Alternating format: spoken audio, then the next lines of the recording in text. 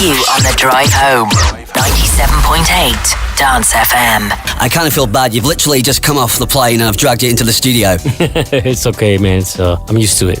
I've seen you perform. When I spoke to you the other night, I said, you make it look so incredibly easy. Is it just part of your body now? It's just so natural? Definitely a part of my body. You know, it's a long time doing it, so I'm pretty used to it. You know, you read a crowd, and have a good time with it. Like you said, that read a crowd. I've noticed some DJs are very good at that and some aren't. How do you read a crowd? Well, you know, you kind of look around and you're playing your music. It takes me about 30 minutes to really understand what's in the room, and you start seeing clusters of people, you know, just getting into rhythms and grooves and songs or tracks, you know, and you take it from there. Once you unite the entire crowd, then that's it, you got them. What is it about music, you know, especially living in troubled times? Music seems to bring people together like no other. Well, you know, that's it. That's what we're here for. We're here to enlighten everybody, you know, make them feel good, and at least for that one night. So that's been my thing for years. Now, when you agree to do a gig and perform, are there certain things you must have? I was told you actually have a sound engineer?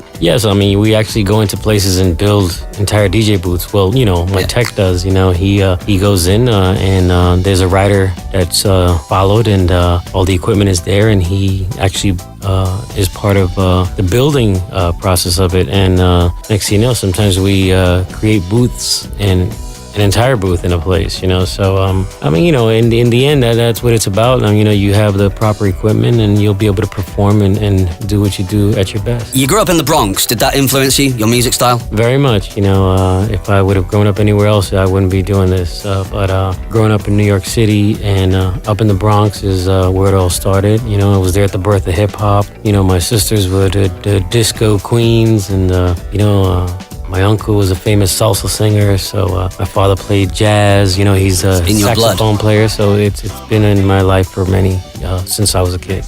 Does it amaze you? You go to some random places all over the world and you see people dancing to your music, DJs playing your music. Does it give you like a real kick?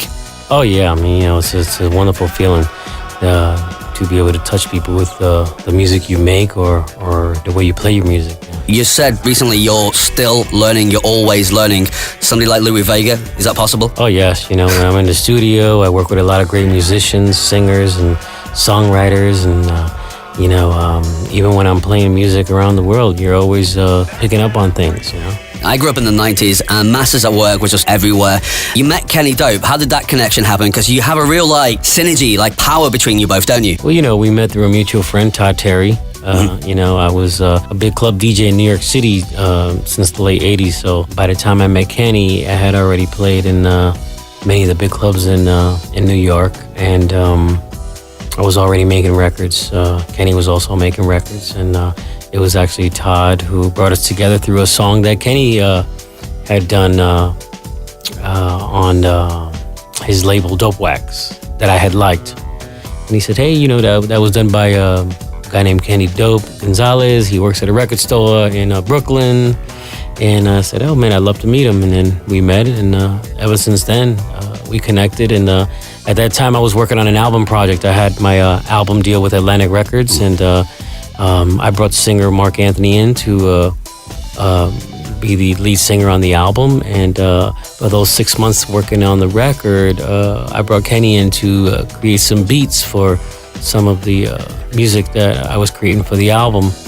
And from there we hit it off, and we just connected. You mentioned Mark Anthony. How did you actually meet? He was in a club and you got chatting and hey, let's work together. You know, when I used to work in the clubs in New York City, they were really young. It was Mark Anthony, India. They were like 16, you know, kids. And I was as well in the clubs playing. I was a DJ playing to, you know, 2,500 to 4,000 kids up in New York. So, you know, they were some of my friends that hung out at the clubs and they could sing. So the first thing I did was connected with them. And when I went to the studio, magic happened. When you're in the studio and you're about to remix a track, how does the process work? You try a little bit of this, you try a little bit of that, you make a track, you sleep in it, you go back and go, that is good, let's bang it out. Well, you know, there's got to be some inspiration. You know, it could be a hook, it could be the entire song, it could be a part of the music, or I mean, usually we start with just a vocal alone, like an a cappella. You know, I play keyboards. I played a lot of the keyboards on the early Masters at Work stuff from like 90 to